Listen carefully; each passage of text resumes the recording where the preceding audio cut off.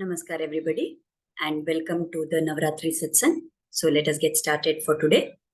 We are discussing Navavidha Sambandham, the 9 relationships of the Lord and Jivatma. So let us do the prarthana. By the Guru's grace and the will of Sri Krishna, we have all assembled for this Navaratri Satsang.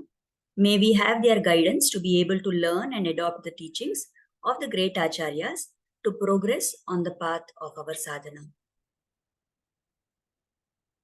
Guru Parampara.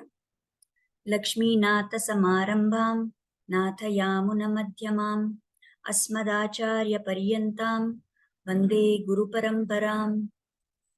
Now we offer obeisances to the Alvars.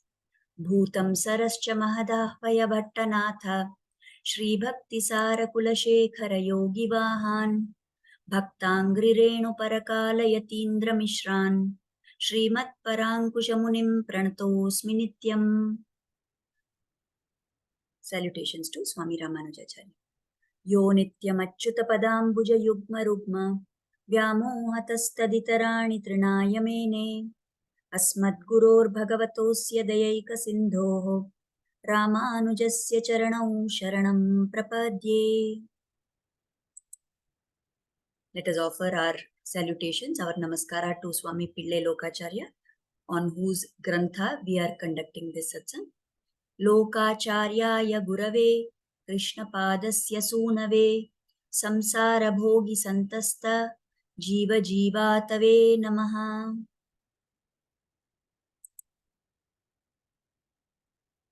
With darshan of the divine form of the Lord, let us proceed to our topic. So we have been talking about the Navavidha Sambandham, the 9 relationships between the Lord and us. So in the first session, we saw how the Lord is Pita, father, parent, and we are like the child, Putra. So the second day, we saw how he is the Rakshaka, he is the protector, and we are the Raksha. We are the ones who are protected by him.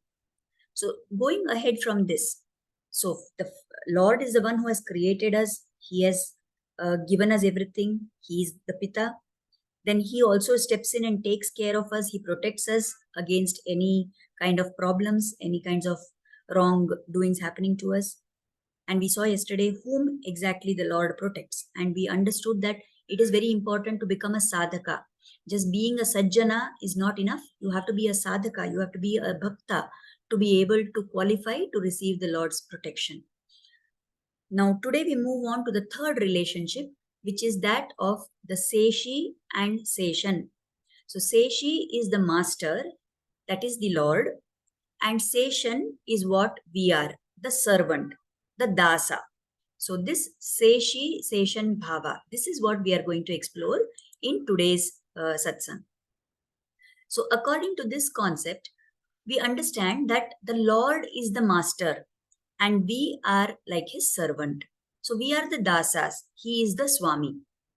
It is told by the Acharyas that if you observe the Pranava mantra, Pranava is Om. So if you see this Om, the structure of the Om, it is made up of 3 syllables, A, U, Ma.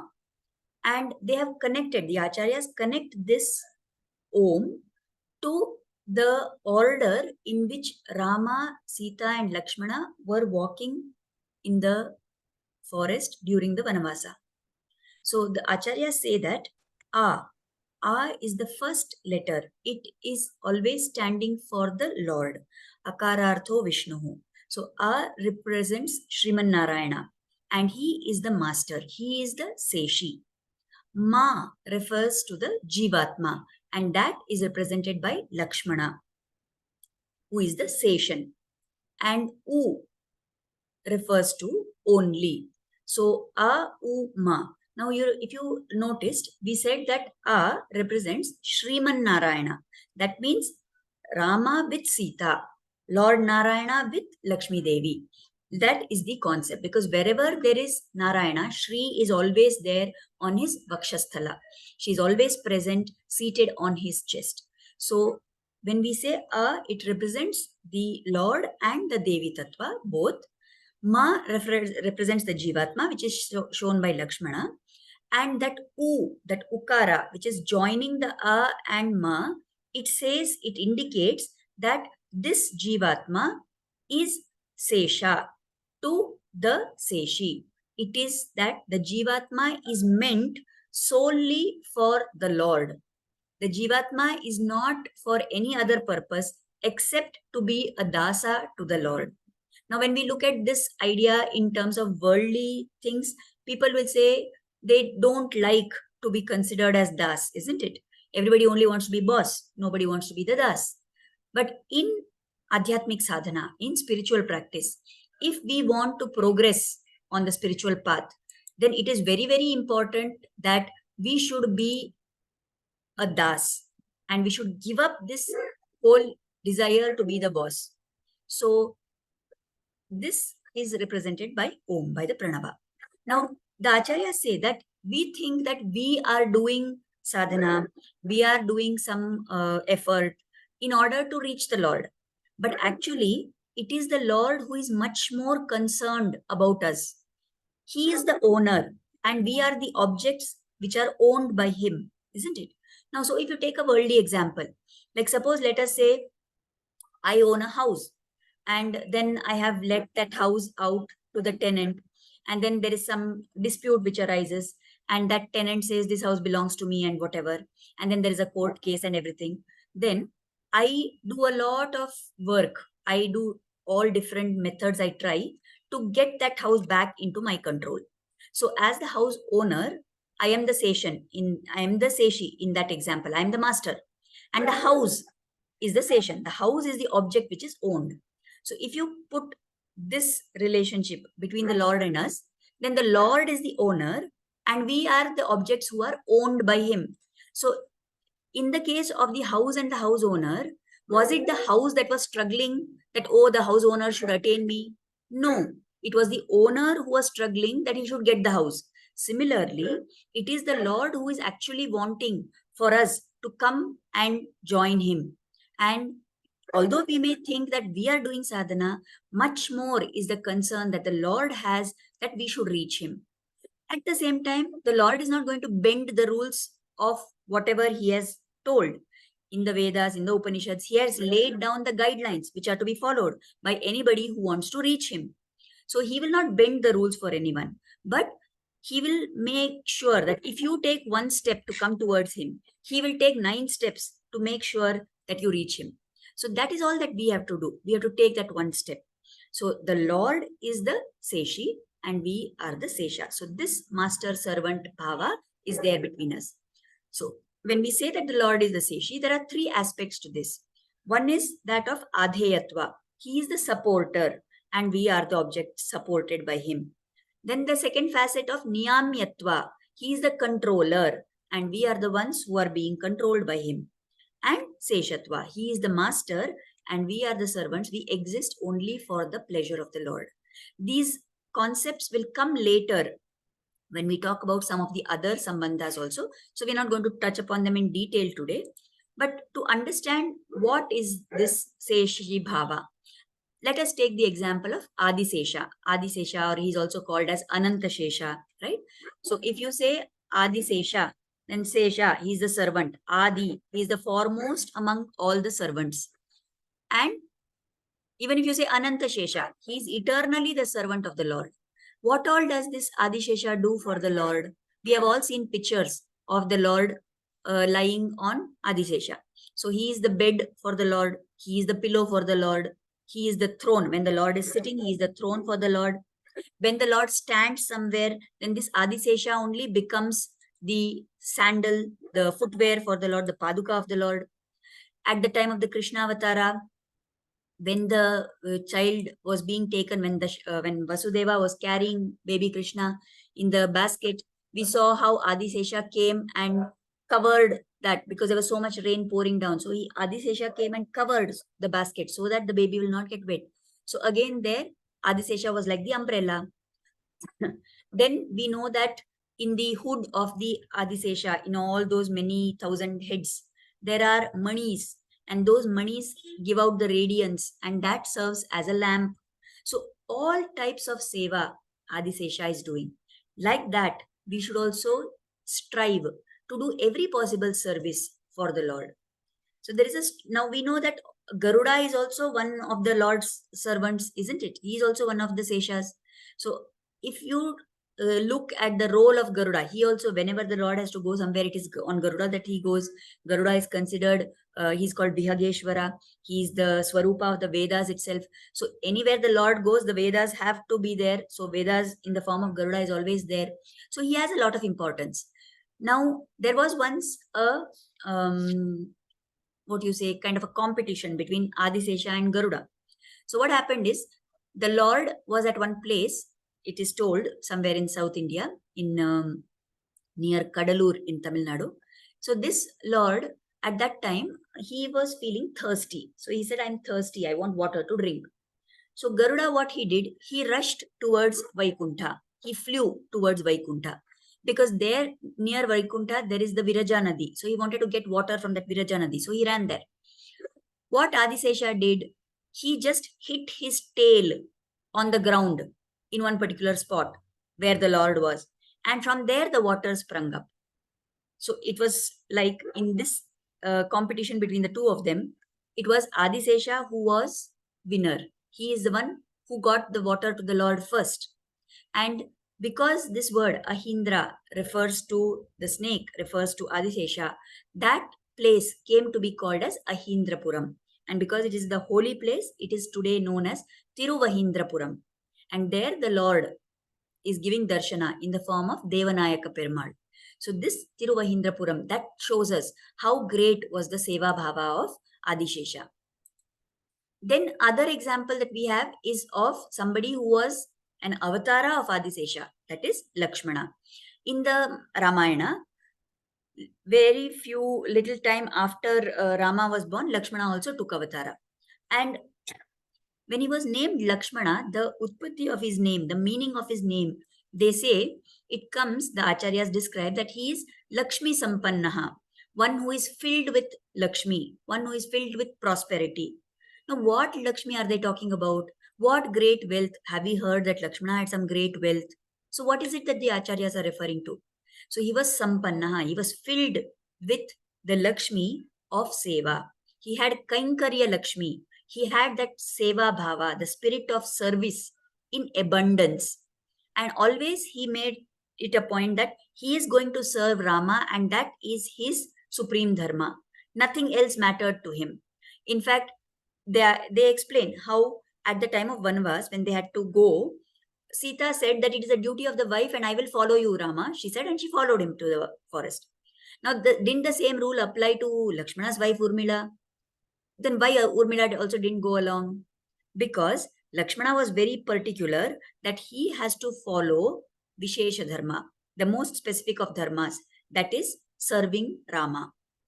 That has much more importance over Samanya Dharma. What was the Samanya Dharma? That the wife should follow the husband.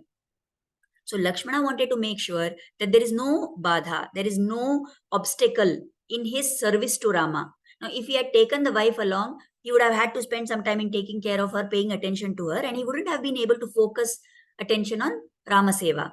That is why he said, I will not take my wife, I will go and do Seva.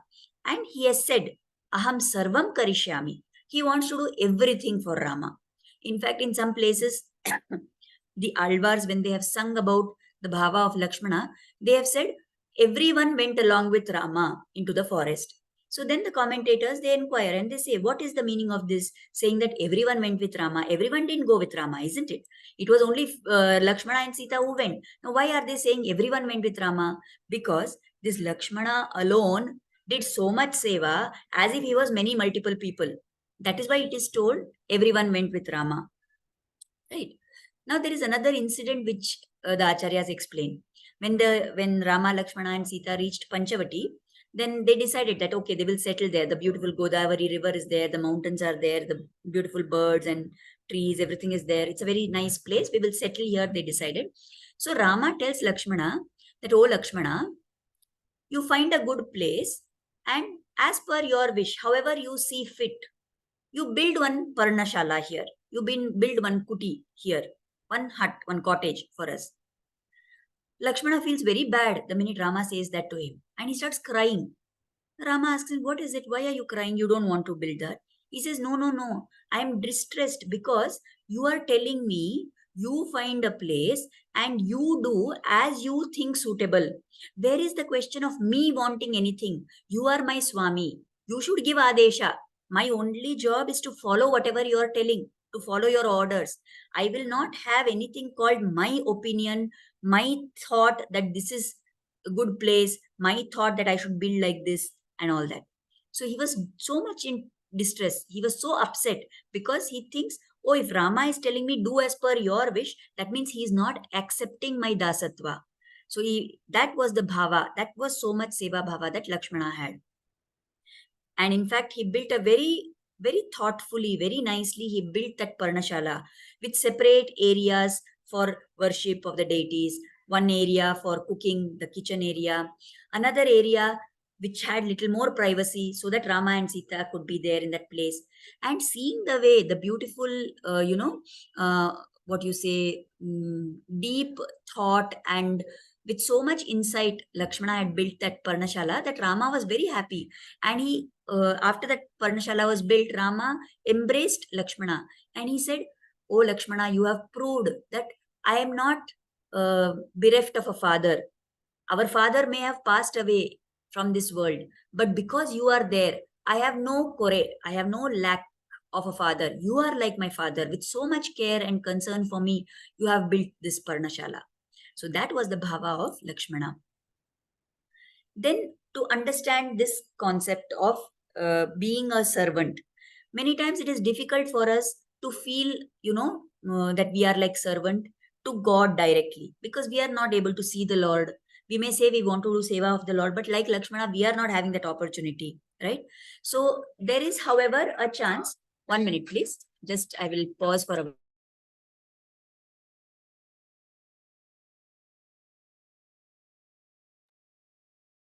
So it is much more easier for us to do service to somebody who is a bhakta of the Lord. And that is what the acharyas also advise. So there is a story told of a sadhaka and he wanted to know what he should do to attain Lord. So there was one sannyasi who came there and told him, "You keep saying, chanting soham, soham, soham. Soham means I am the Lord."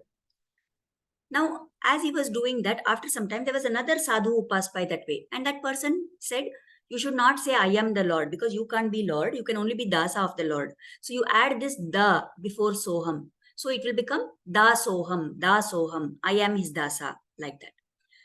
So he was doing that. This sadhaka kept chanting that. Now, after some days, that first person again came back and he said, "What is this? Why are you saying da soham? I told you to say soham. No, now you do sa and the before soham. So sada soham, sada soham. Always I am the Lord. I'm not anybody else. I am only the Lord." And then the second sadhu came back and he said, "What are you saying? I told you not to say like that. Now you say, dasa dasoham, dasa dasoham. I am a dasa of the Lord's dasa." So this bhava that I am the dasa of the Lord's dasa is much more easier for us to cultivate. In fact, that is what we see in the example of Shatrughna. Lakshmana was servant, he was dasa of Rama. That is very much easier comparatively because Rama is the Lord. And definitely we know that the Lord is, we have no problem in being dasa of the Lord. We will find it easy. But to be dasa of the Lord's dasa, that is difficult. Shatrughna considered himself as dasa of Bharata. And so lucky is that Sumitra Mata, that she gave birth to 2 children. And both those children had this Kainkarya Shri. They had the Lakshmi of doing seva. So that is what we can understand from Shatrughna's example. Now to tell you a story about the gardener saint. There was one saint in Maharashtra. He was actually a gardener only. His name was Sauta Mali. So this Sauta Mali, he had a lot of love for Vithala. And he used to keep doing, chanting the Lord's name and his whole bhava. He was taking care of the garden, of the fields and all that. And all the time he used to think that, oh, all this is my Vitthala's property. I have to only take care of it. So he thought he was the dasa of the Lord. He thought everything in the field, in the garden is the Lord's property. And he used to sing so many abhangs and he used to sing so many compositions. He would say, things like onion, radish, leafy vegetables, all of it is my Vithalas. All this garlic, chili, coriander, all this is Hari. And with that bhava, he was doing. Now, there were some people in that village who were very jealous of him and they didn't like him. So one day they said that we had a dream, and in this field of yours, there is, it seems, when God came and told that I want one temple to be built in this field. So we are going to dig up your field. At that time, the Sautamali was very upset because he said, this is Vitala's property. How can you do something like that? You can't destroy Vitala's property. And he was very much against them. Now, these people told lies in the name of Vitala, isn't it? So after some days, they got some disease, some strange disease for which there was no cure at all. And then this same Sautamadi from that same garden, he took some herbs and all and he went to them because he was so full of consideration for them. He was such a compassionate person. He didn't say they are the people who wanted to destroy my field. He said they are also, after all, Hari Bhakta. Let me go and help them. And he went and cured them of their disease. So this kind of bhava, that everything belongs to the Lord. I am not the owner of everything, including me. Everything is belonging to the Lord and I am his dasa. That kind of a bhava like Sautamadi, we can try to cultivate in us. Now the Alvar for today, we will talk about Kulashekar Alvar. So Kulashekar Alvar is one of the Alvars. He was a king. He belonged to the, Kshatriya clan. And okay, if we are not in some high position, we are just ordinary people, it is always very easy for us to think we are dasa. But for somebody who is a king himself, to have the bhava that he is dasa, that is really very difficult. Now, this Kulashekara Alvar was so fond of the Rama that he used to always listen to Harikatha about Rama. And when people started describing the different events in the Ramayana, he used to, feel and actually live those events himself. So at one point of time, when they were describing that all these 14,000 Rakshasas have come, he was so involved in that recitation that he told his own army, come, we have to all go and help Rama. Poor thing, Rama is fighting alone there. Come, all of us, let us go. And he started going. Now, what to do? There is no real yuddha going on, isn't it? That is in some Treta Yuga, it has already happened. So what the ministers did, they arranged for another set of soldiers to come from the opposite direction and to meet this Kulashekara and tell him that no, yuddha is all over. Rama has destroyed all of them. You can go back. Only then he came back. Like this was the bhava of this Kulashekara Alvar. And this Kulashekar Alvar, in one of his prabandhas, he has talked very beautifully where he wants to be of service to the Lord. So, and he wants to do anything to be on the hill of Tiruvenkata, to be on the Venkatadri hill, the Tirupati hill. So, what is it that he says? He tells the Lord first, I will be a bird. Then he says, no. If I'm a bird, I may just fly away somewhere. Okay, I will become a fish. But if I'm a fish, who knows if the river becomes dry or something, I may go, or a fisherman may catch me, something may happen. No. Then he says, I will become like that golden kidney, that vessel, which is held for the achaman of the Lord inside the Garbhagudi. Then he says, no, babe, if I start holding that golden vessel and all, maybe I'll get ego, that I'm doing seva of the Lord. So then that's not good also. So then he says, I will become a flower on any of the trees in Tirumala. Then he says, no, but the flower may dry up. So that is also not of any use. Then he says, okay, why flower? I will become like some useless thorny tree. Then he says, no, who knows? Because it is thorny tree, they may come and uproot that plant and throw it away. Then I'll be removed from Tirumala. Then he says, okay, I'll become a river. Then he says, no, in the hot summer season, that river may dry up. Then he says, okay, I will become the road which is going to Tirupati. Then he says, who knows? They may decide to change the route someday and they may make some other route. Then nobody will walk on me and go. So finally, after all this, he says, oh Lord, I don't want any of these other things, but please make me the step in the temple just outside your Garbhagudi. And in the position of that step, standing as that step in front of you, I will enjoy the beauty of your form. That is all the seva that I want, he asks. And that is why till today, whether it is the Tirumala temple or any other temple where we have that step which separates the innermost sanctum sanctorum, the Garbhagudi, from the rest of the temple, that step is called as the Kulashekara Padi. Padi means step. It is called as the Kulashekara Padi. And nobody is supposed to, like the Bhaktas normally don't go beyond that point. And even the Archakas, when they go inside, they don't step on that step, but they will cross it over and go. So this was the bhava of Kulashekara Alvar. He wanted to be nothing more than a step in that temple so that he can enjoy the Lord's form.